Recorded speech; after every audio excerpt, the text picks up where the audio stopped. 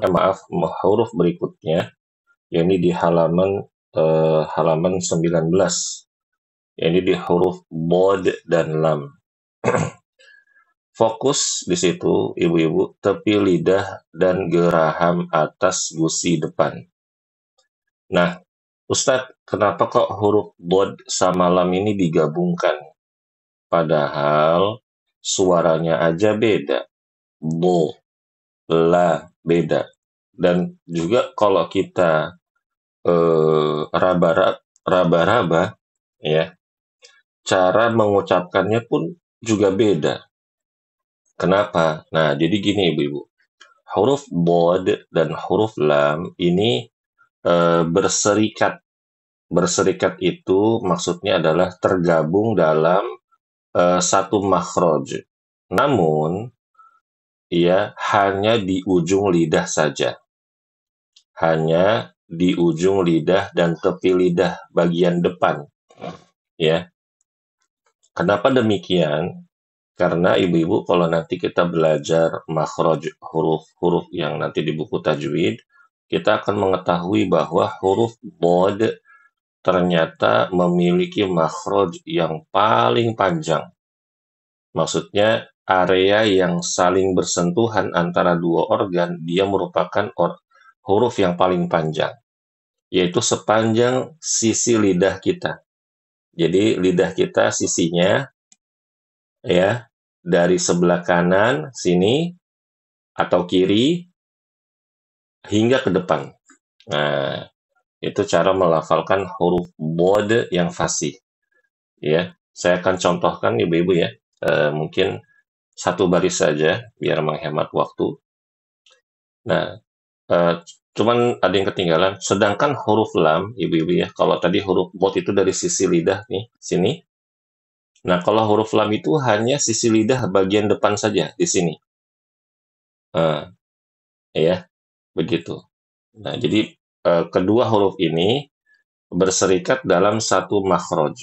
Nah, jadi dimasukkan ke dalam satu kolom.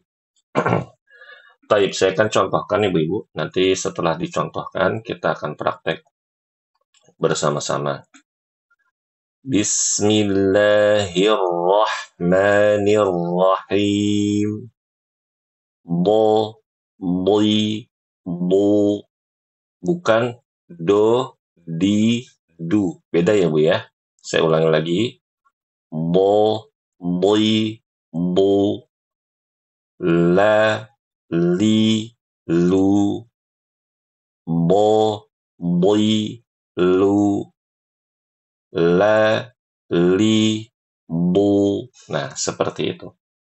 Baik, kita langsung praktek saja, Ibu-ibu. Ibu Dwi, silakan baca duluan.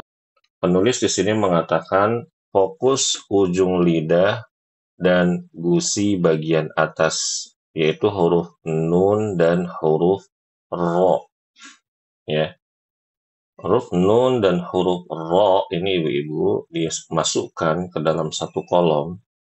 Itu karena memang ya sebagian ulama berpendapat bahwa kedua huruf ini satu makhraj.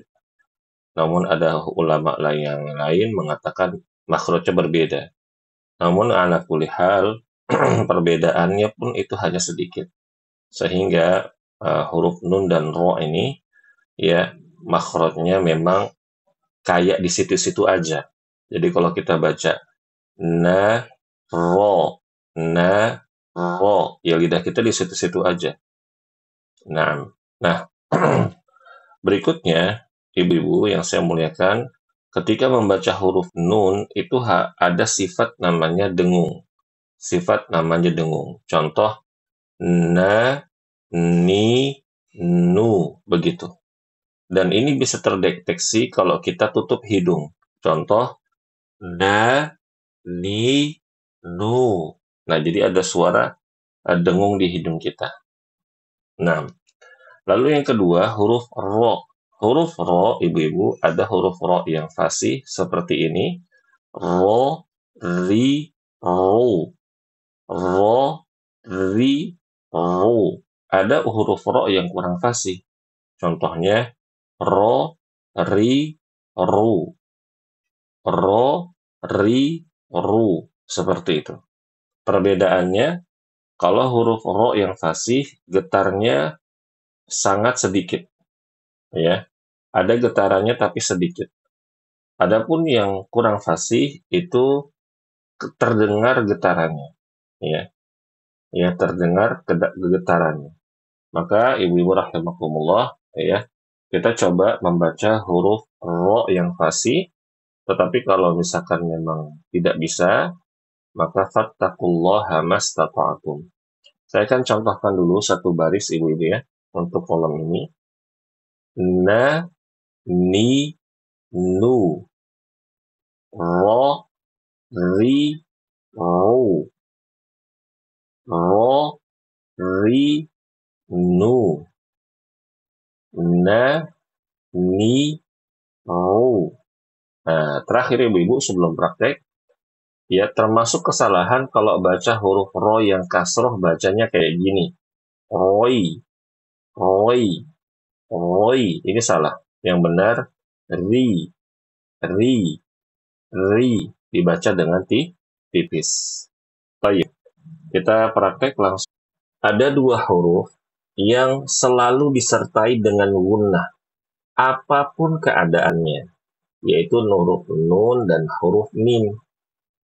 Nah, yang kalau misalkan kita tutup suaranya kayak gini. Na, ma. Nah, ini kenapa ada suara seperti itu? Karena huruf nun sama mim itu dia adalah huruf gunnah. Nah, kalau misalkan kita baca nunnya panjang, mimnya panjang, 2, 4, atau mungkin 6 harokat. Nah, harokat yang panjang, yang lebih dari satu itu, udah nggak boleh lagi masuk ke gunnah. Kenapa? Karena dia sudah masuk ke makhraj al-jauh, yaitu huruf-huruf mad. Makanya ibu-ibu kalau mau dipraktekkan, misalkan ini agak melebar sedikit, tapi ini untuk wawasan ibu-ibu ya. Misalkan kita baca huruf nun sama mim, tapi panjang 4 harokat. Kita tutup hidung, na, ma. Nah, huruf madnya itu udah nggak boleh lagi masuk ke hidung. Tapi kalau satu harokat doang, itu sulit ibu-ibu. Sulit dan memang tidak bisa dihindari. Kenapa? Karena huruf nun sama mim itu punya sifat gunnah. Jadi kalau misalkan ibu sambil tutup hidung baca nun, nah, jadi suaranya jadi aneh. Suaranya jadi kayak ibu-ibu lagi pilek gitu ya. Jadi nggak usah ditutup. Cukup ibu bisa rasakan ketika ibu baca huruf nun itu ada getaran di hidung. Itu sudah cukup. Ya. Mudah-mudahan bermanfaat ibu-ibu ya. Baik. Sekarang kita masuk ke halaman berikutnya nih, halaman 20. Penulis mengatakan fokus punggung, lidah depan, dan pangkal gigi seri atas. Jadi ibu-ibu, huruf ta, da, po itu makhrajnya sama. Makhrajnya sama, tempat keluarnya sama. Kalau kita baca, ujung lidah kita enggak pindah-pindah. Yaitu dari punggung lidah. Punggung lidah tuh ini ibu-ibu. Nah, bukan kepala lidah. Kepala lidah tuh yang ini. Jadi kalau ini lidah nih kita julurkan, punggung lidah itu ujung atas, kalau kepala lidah ini. Nah, ya, beda ya. Nah, jadi punggung ujung lidah ini kita tempel ke mana?